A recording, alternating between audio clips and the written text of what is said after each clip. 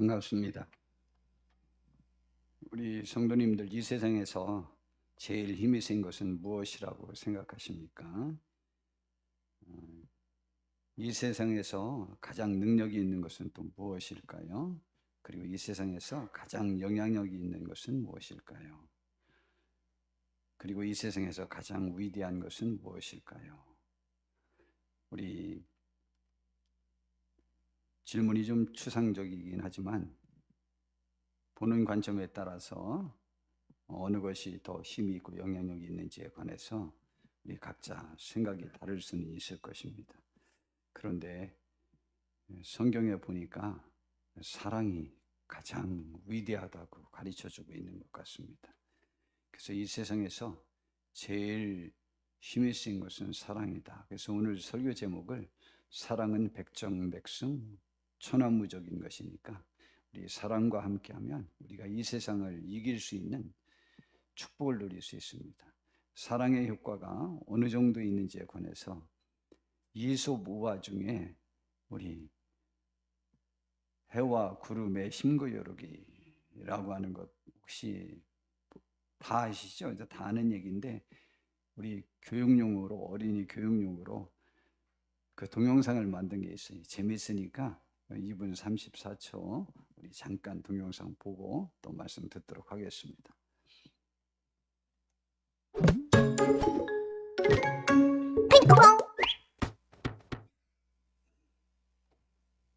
해와 바람. 소리가 항상 어느 날 바람이 해를 찾아왔어요. 이봐, 세상에서 누가 힘이 제일 센지 알아? 바로 나, 바람이야. 그래? 해가 웃으며 말했어요. 못 믿겠으면 나랑 내기해볼래? 그때 한 나그네가 들판을 걸어가고 있었어요. 저 사람의 외투를 벗기는 쪽이 이기는 걸로 하자.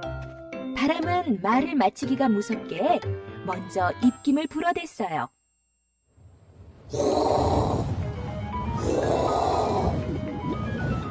어허, 오늘따라 바람이 세게 부네. 나그네는 바람이 불자 외투를 꼭 여몄어요.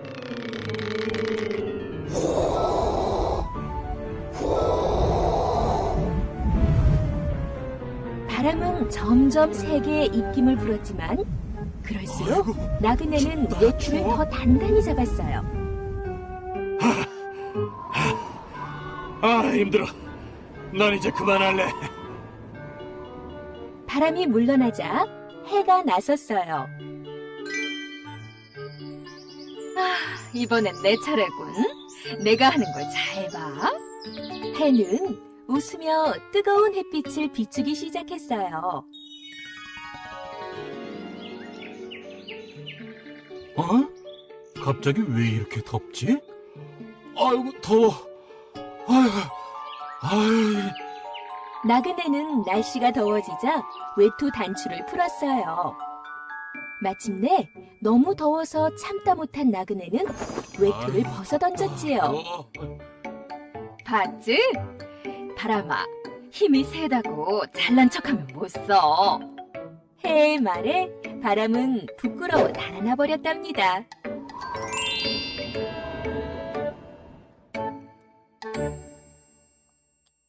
저걸 보다 보니까 부부싸움하는 방법을 가르쳐주고 있는 것 같으네요.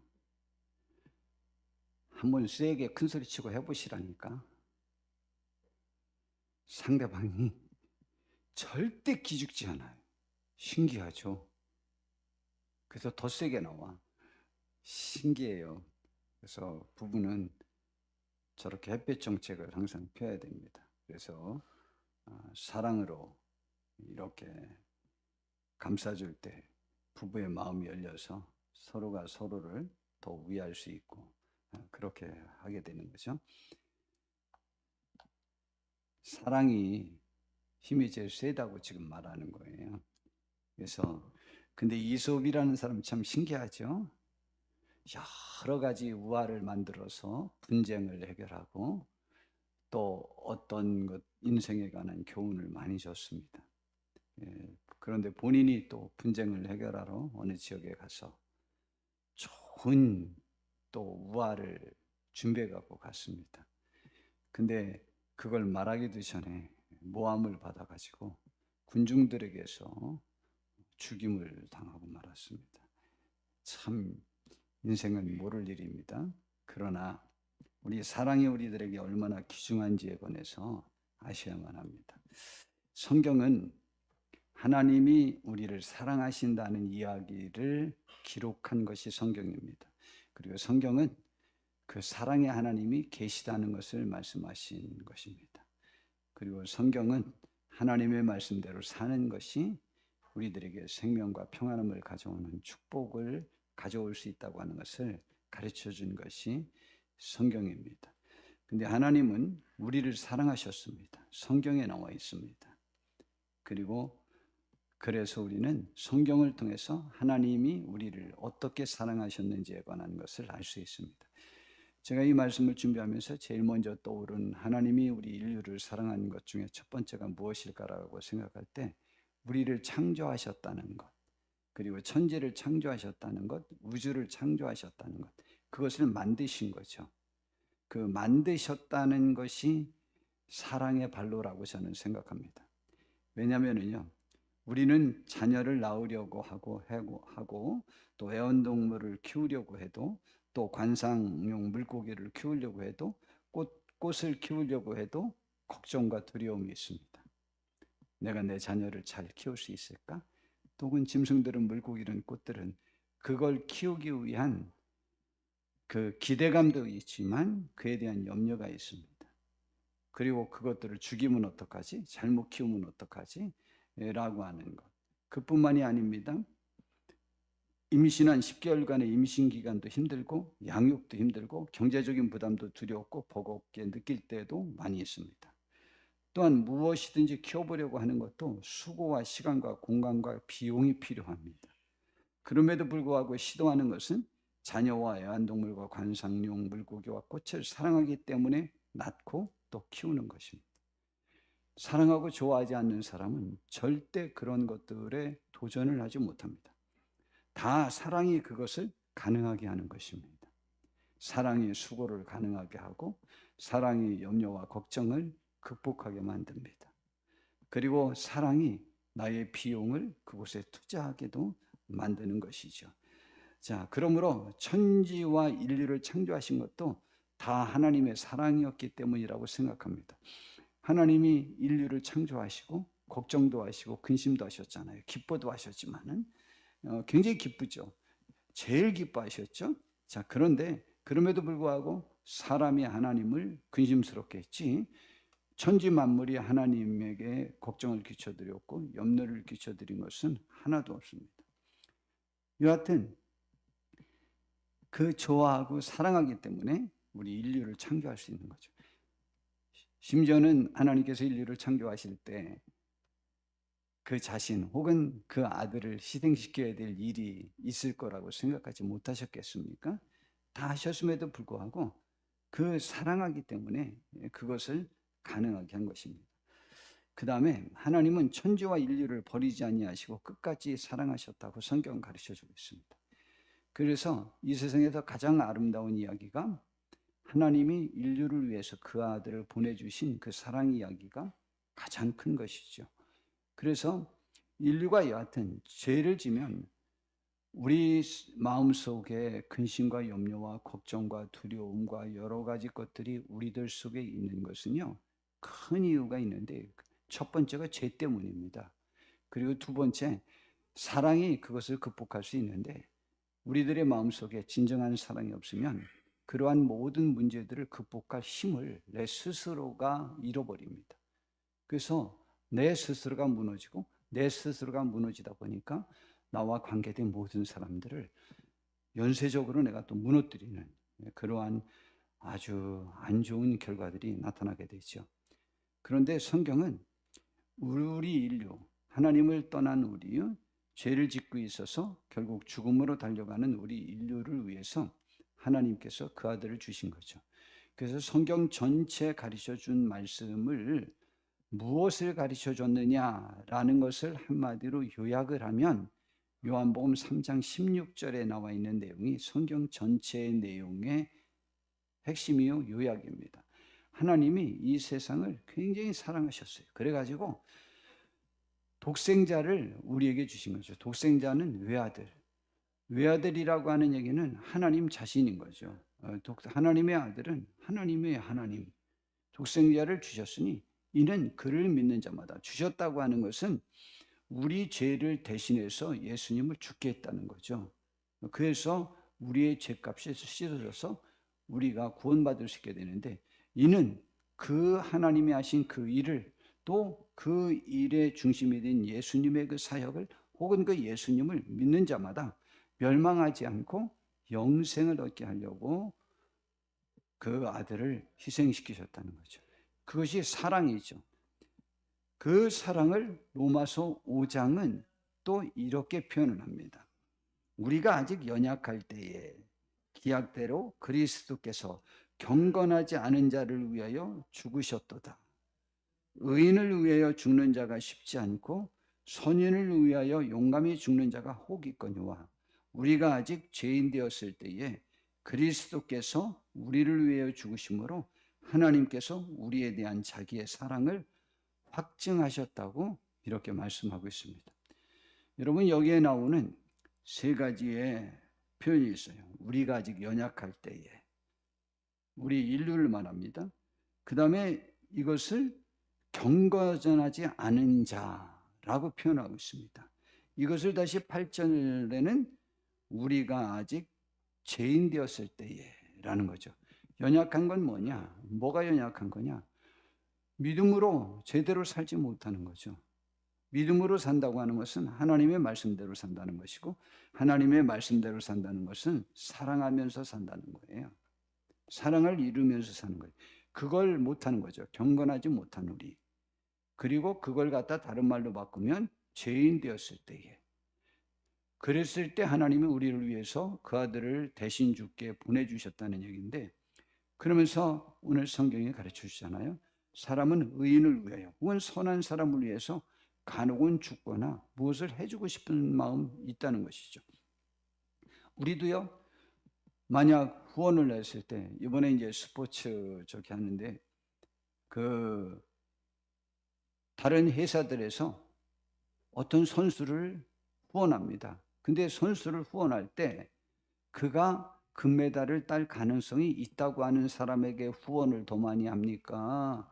아니면 그 사람은 어떤 경우가 있어도 대표 선수로도 되지도 못할 것이다라는 확신이 드는 사람에게 후원합니까? 절대 그런 사람에게는 후원하지 않습니다. 이런 사람에게도 후원하긴 하죠. 꿈나무. 그건 꿈나무들에게 후원하는 것이, 꿈나무에서 어떤 싹수가 보이지 않으면, 희망이 보이지 않으면 그에게 돈 투자하지 않습니다. 왜냐하면 투자한 만큼 본인들이 뽑을 수 없기 때문에. 이것이 세상의 원리예요. 그런데 하나님은 정반대인 사람들에게 그 아들을 희생시킬 가치를 인정했다니까요. 왜냐하면 하나님이 우리를 낳으셨기 때문입니다. 인류의 아버지는 하나님이시기 때문입니다. 하나님 아버지의 사랑이 그렇게 실천되어진 것이죠. 그래서 그 사랑 이야기가 가장 아름다운 사랑 이야기죠. 이보다 더 큰 사랑 이야기가 어디 있겠습니까? 인류를 구한 영웅, 이 예수님에 관해서 나폴레옹이 이야기를 한 적이 있답니다. 1821년 5월 5일 저녁에 나폴레옹은 세인트 헬레나 섬에 유배 생활을 하다가 사망했습니다. 그는 죽기 전에 나는 칼로 세계를 지배하려고 했지만 실패했다. 그러나 나사렛 예수는 놀라운 사랑으로 온 세계를 점령하였다 하셨다라고 말했다고 합니다. 이 나폴레옹에 관해서 우리는 너무 많이 알고 있습니다. 왜냐하면 그의 말 중에 가장 유명한 말이 내 사전에는 불가능이 없다라고 호언장담했습니다. 잘 나갈 때 얘기죠. 완전히 러시아도 점령할 수 있을 것 같고 유럽 전체를 통일하고 자기가 세계의 왕이 될 줄로 이렇게 생각할 수 있을 그때에 했던 말이죠. 그러나 그가 유배 생활할 때 내 사전에는 불가능이 없다라는 말을 사용할 수 없었습니다. 결국 그가 나폴레옹이 한 손에 칼을 들고 세계의 정복을 꿈꾸었다면 예수님은 하나님의 사랑으로 세계를 가슴에 품으셨습니다. 나폴레옹은 평생 그 삶을 살았습니다.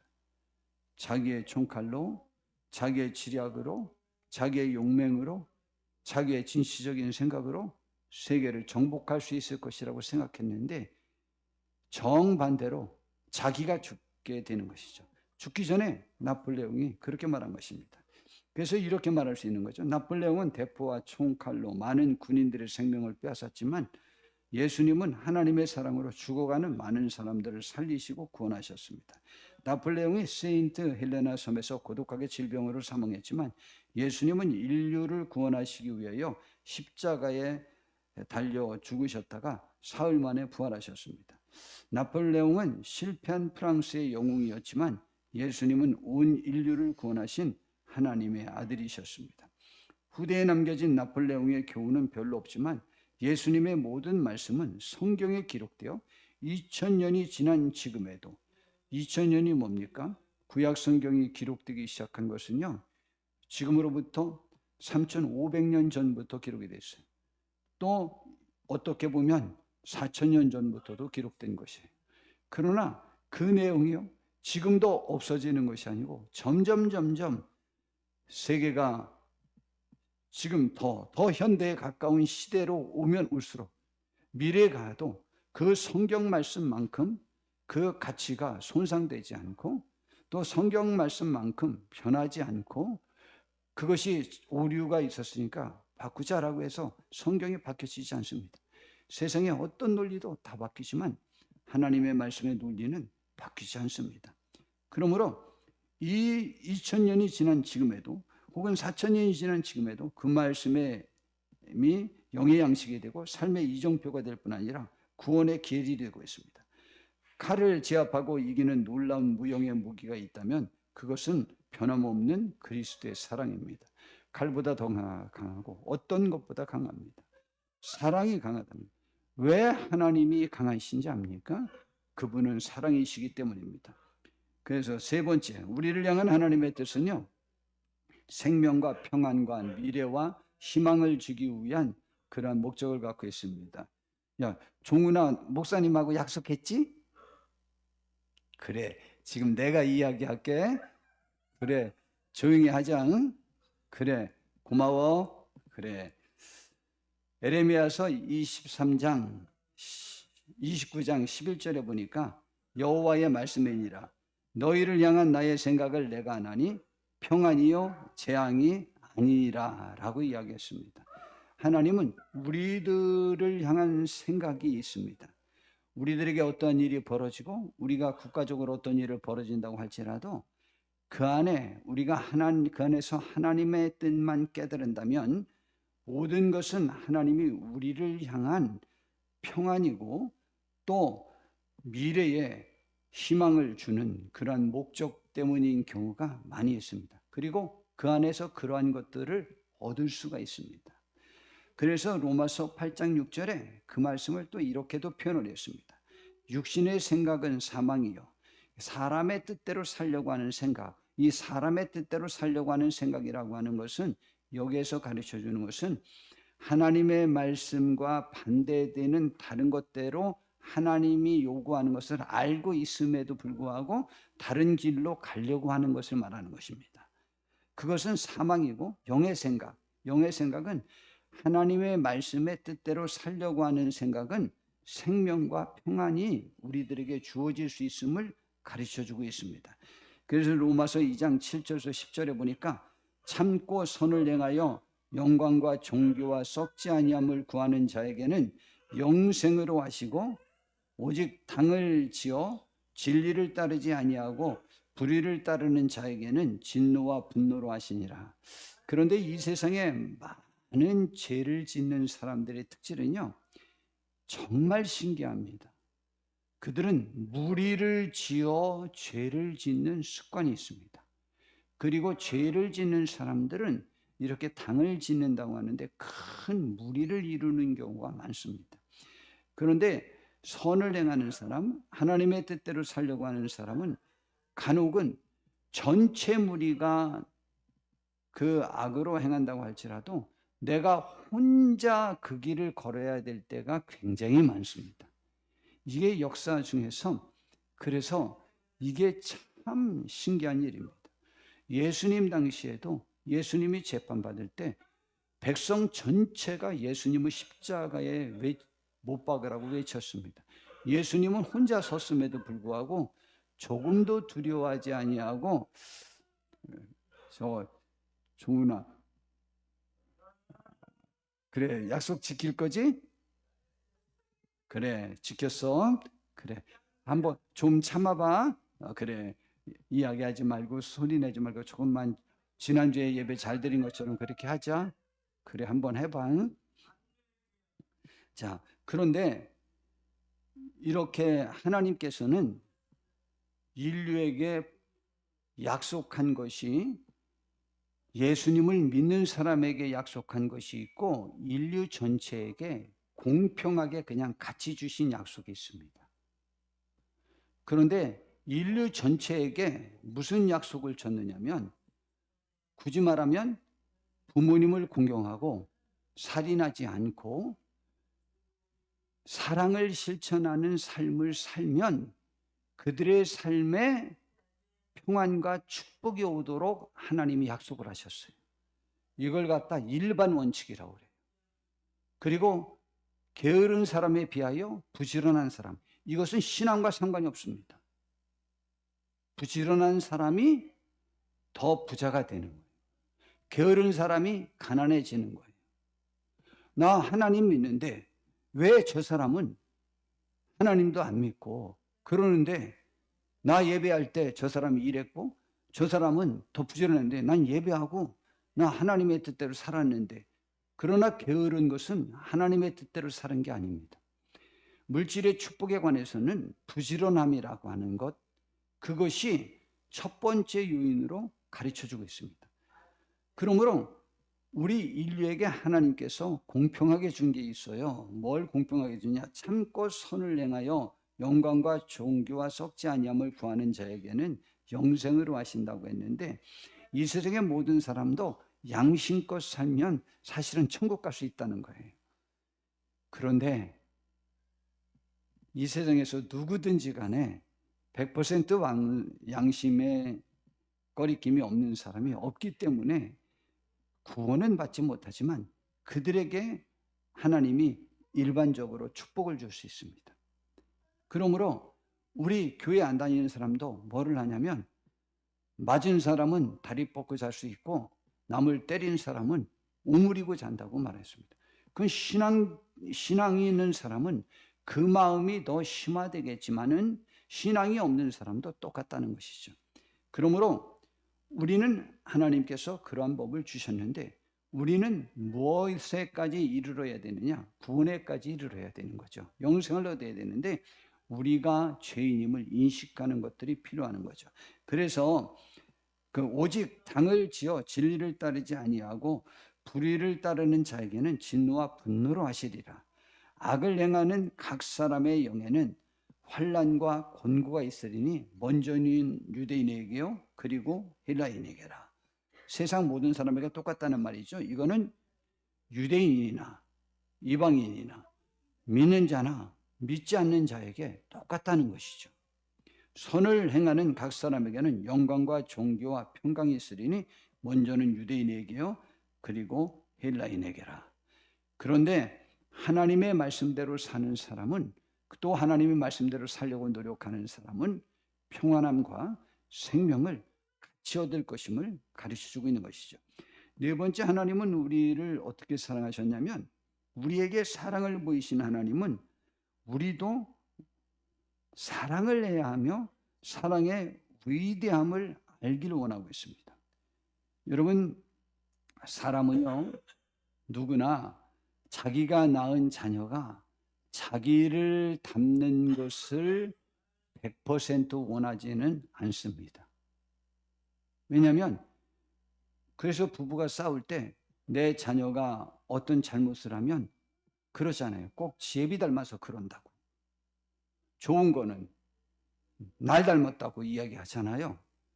그러니까 굳이 말하면 나를 닮은 것이, 내 배우자를 닮은 것이 별로 좋지 않다고 여기는 것도 많다는 거죠. 그런데 하나님은 선하신 분이에요. 하나님은 사랑해요. 그래서 하나님은 사람이 하나님을 닮길 원해요.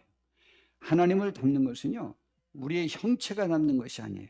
사람들은 사람이 나를 닮지 않은 것을 외모로 확인해 가지고 외모 때문에 친자 확인을 하는 것이, 성품 때문에 친자 확인을 안 해요. 그런데 하나님은 우리가 하나님을 닮길 원하셨을 때 외모를 닮으라고 그런 게 아니에요. 하나님은 영이기 때문에 형체가 없으셔요. 그러므로 하나님이 우리에게 하나님을 닮길 원하는 것은 하나님의 마음씨, 하나님의 성품을 닮길 원하는 거예요. 성경에 하나님에 대해서 아주 아름답게 잘 정의한 그러한 말씀이 있습니다. 요한일서 4장 7절부터 보니까 사랑하는 자들아, 우리가 서로 사랑하자. 사랑은 하나님께 속한 것이니 사랑하는 자마다 하나님으로부터 나서 하나님을 안다라고 말했습니다. 참 좋죠?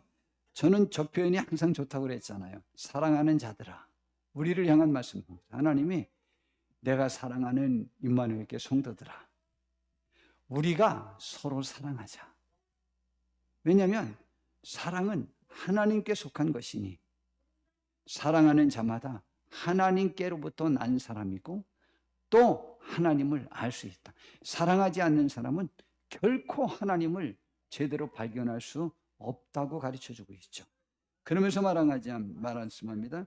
사랑하지 아니하는 자는 하나님을 알지 못하나니 이는 하나님은 사랑이심이라. 하나님 자체를 사랑이라고 표현합니다. 그래서 사랑하지 아니하는 자는 하나님의 사람이 아니에요. 그러므로 우리가 하나님의 사람임을, 기독교 신앙인임을 이 세상에 보일 수 있는 것은요, 우리가 하나님을 닮아서 사랑할 때 세상이 그가 기독교인임을 진짜로 알아준다는 얘기죠. 자, 그러므로 사랑하지 않은 자는 하나님을 알지 못해요. 하나님의 사랑이 우리에게 이렇게 나타난 바 되었으니 하나님이 자기의 독생자를 세상에 보내심은 그로 말미암아 우리를 살리려 하심이라. 아들을 죽이고 우리를 살리려고 했으니 우리를 사랑하는 거죠. 이것처럼 더 큰 사랑이 어디 있습니까? 사실은요, 제가 자주 표현을 쓰지만 우리가 만약 10,000원을 주고 어떤 물건을 샀다고 해요. 그렇다면 그 물건은 내가 생각할 때 10,000원에 해당하는 가치가 있다고 하거나, 저게 지금 10,000원이지만 내가 생각하기에 10,000원이면 너무 싸다. 내가 10,000원 주고 샀지만 사실은 3,000원이나 5,000원은 내가 이득 본 것 같다 생각되는 물건을 내가 사도록 되어 있습니다. 근데 사면서 10,000원 주고 사는데 이거는 10,000원의 가치가 되지 못한다. 혹은 내가 10,000원 주고 사지만 3,000원이나 5,000원은 손해본다 라고 생각할 때는 그거 사는 것을 보류할 때가 많습니다.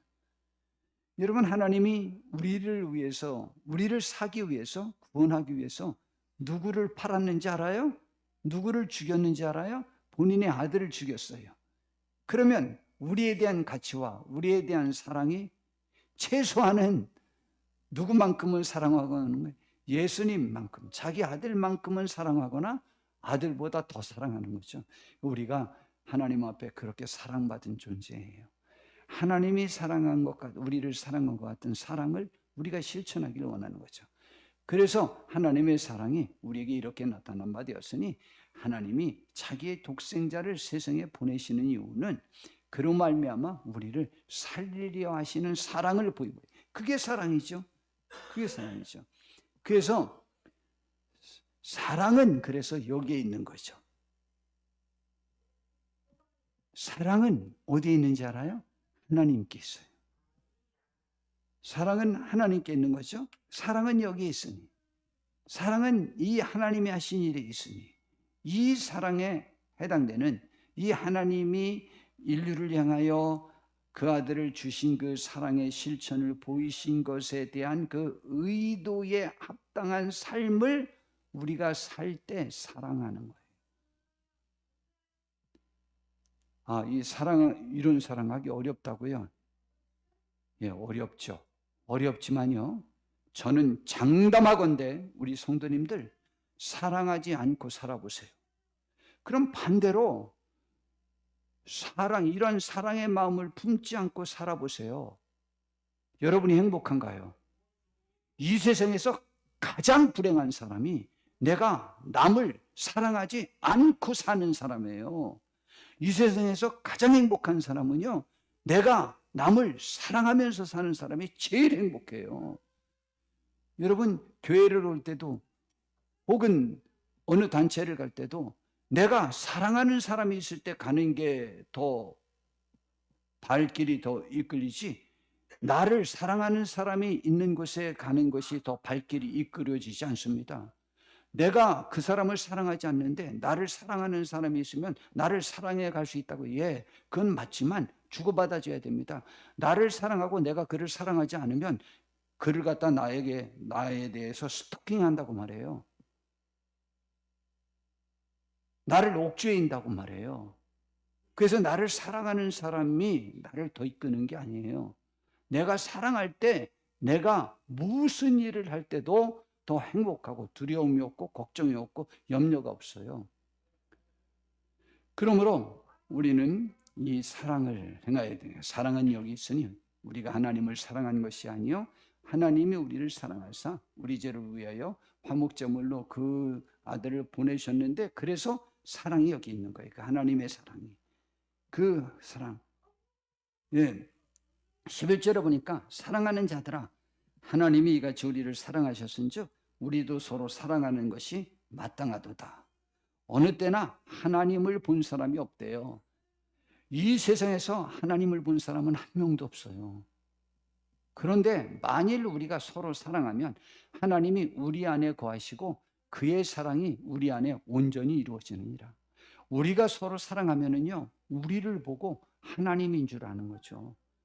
사랑을 베푸는 사람을 남들은 하나님이라고 생각합니다. 하나님인 줄 알아요. 하나님이 보낸 천사인 줄 알아요. 그러므로 우리가 사랑을 행할 때 이 세상에서 우리가 사랑하는 그 하나님, 그분을 세상에 보여줄 수 있는 거예요. 오늘 본문 말씀입니다. 사랑이 얼마나 위대한지 알아요? 사랑이 우리들에게 미치는 영향력을 말합니다.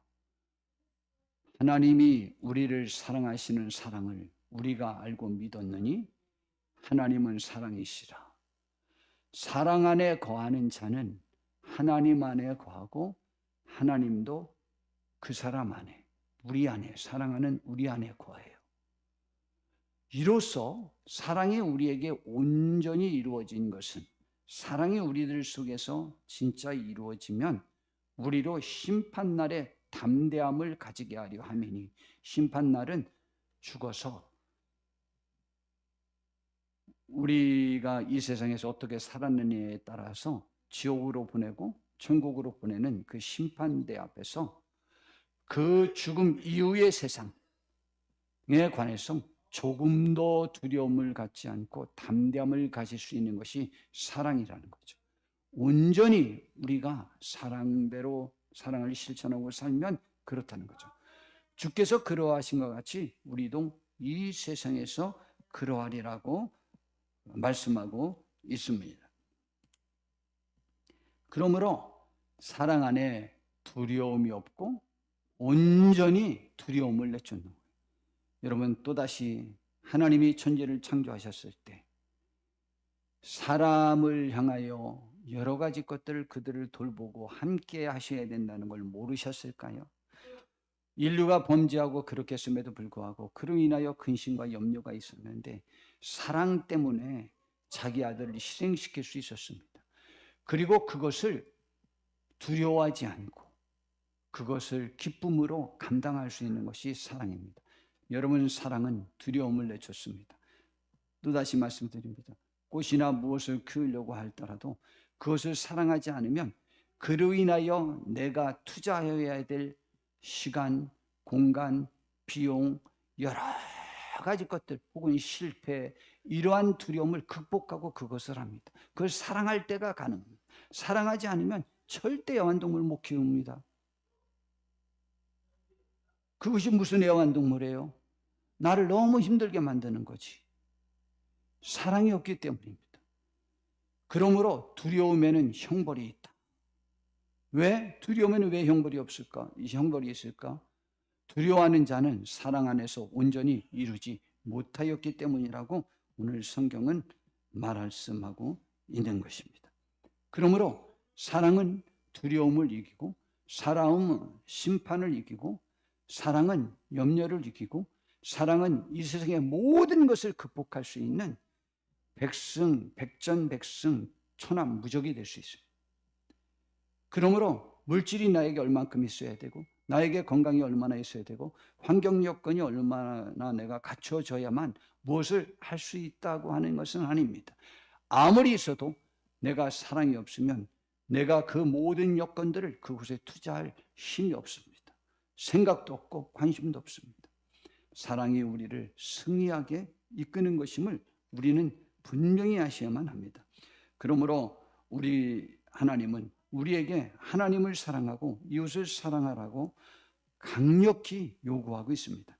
그래서 성경 전체의 가르침을 한마디로 요약을 내줘서 좀 우리에게 말해달라 하고 율법학자들이 마태복음 22장 37절부터에 보니까 말씀해주고 있어요. 그랬더니 예수님께서 그 질문을 듣고 바로 즉각적으로 답변하셨어요. 내 마음을 다하고 목숨을 다하고 뜻을 다하여 주 너의 하나님을 사랑하라 하셨습니다. 이것이 크고 첫 번째 되는 계명이고, 두 번째 계명은 뭐냐?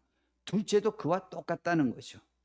첫 번째는 하나님을 사랑하는 내용이었고, 두 번째는 내 이웃을 내 자신같이 사랑하라.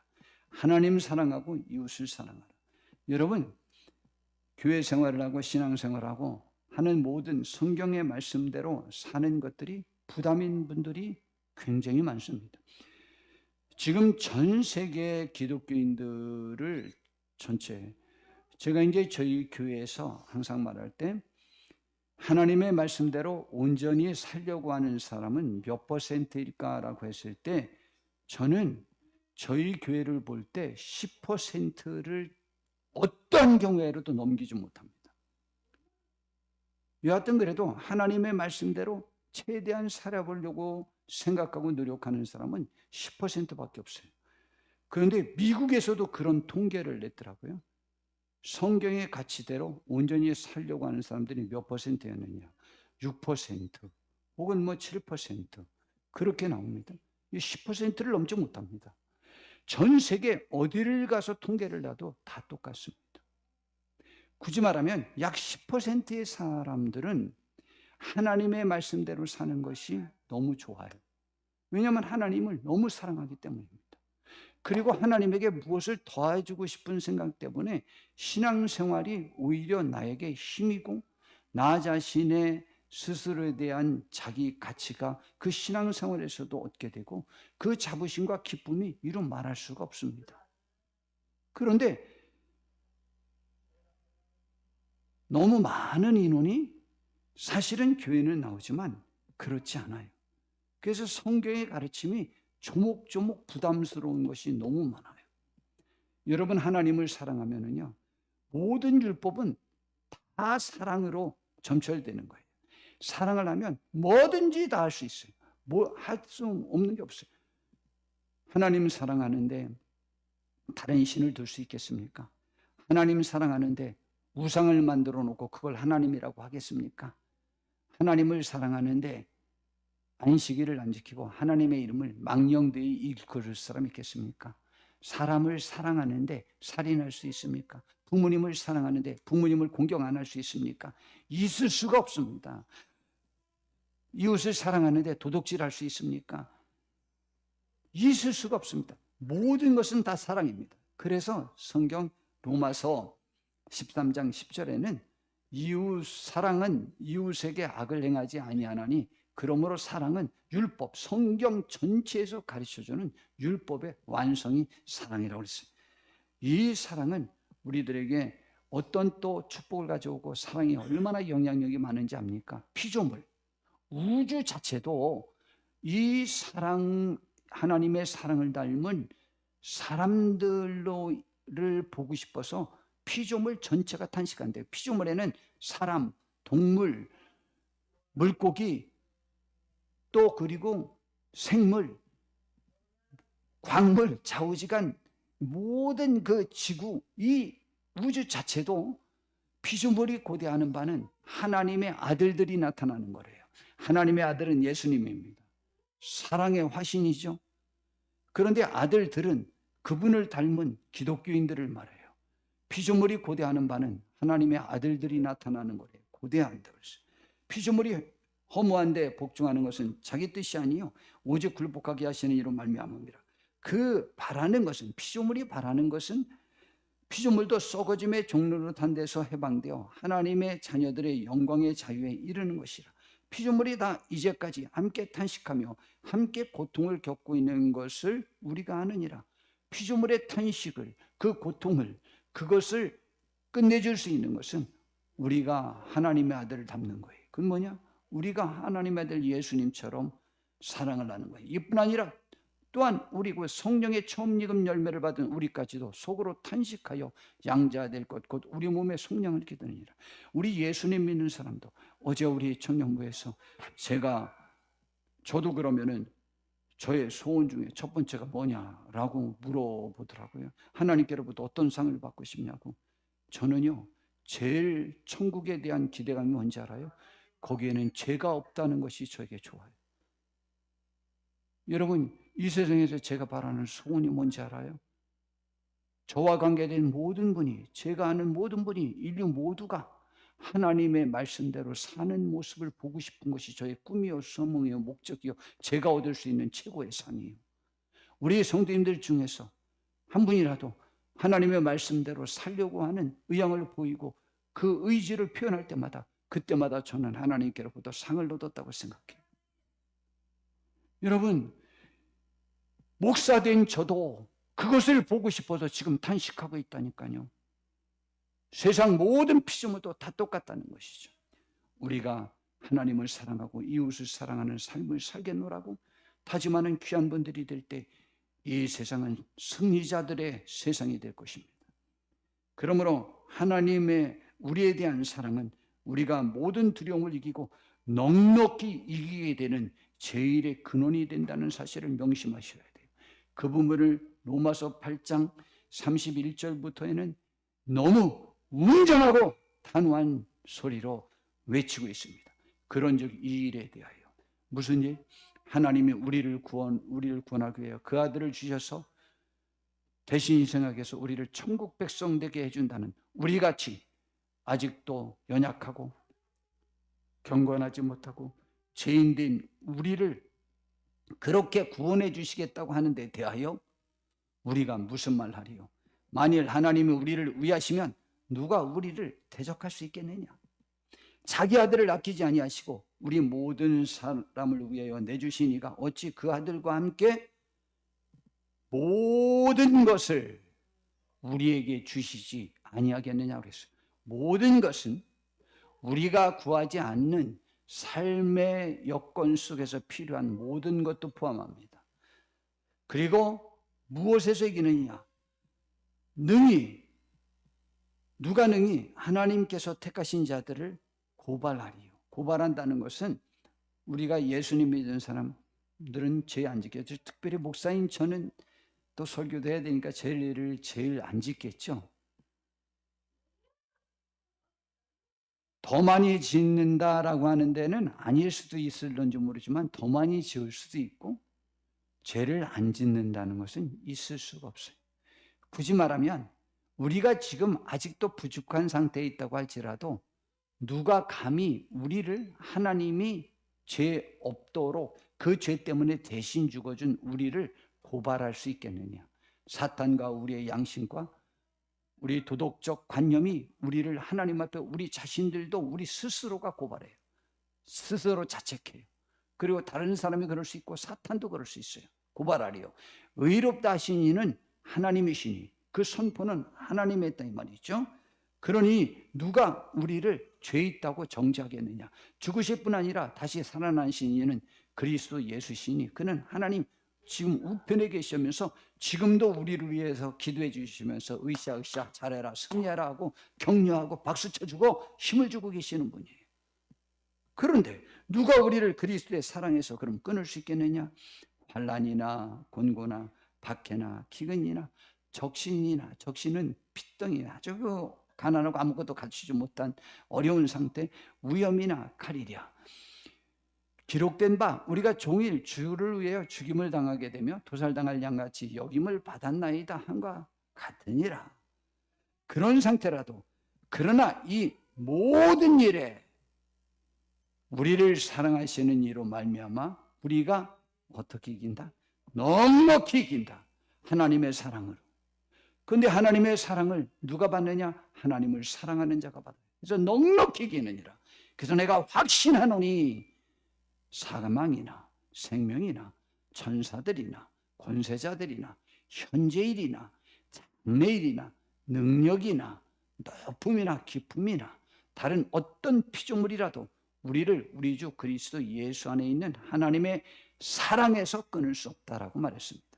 하나님의 사랑은 우리가 하나님의 사랑함으로 그 끈이 맺어질 수 있는 것입니다.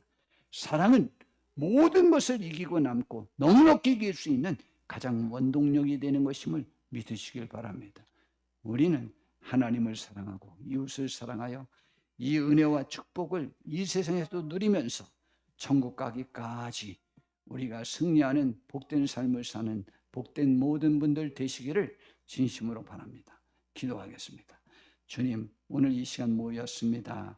우리 받아주시고 우리도 사랑 안에 거하는 복된 사람들 되어서 심판도 이기고 두려움도 이기고 모든 것들 이기고 자랑할 수 있는 축복이 있어지게 하옵소서.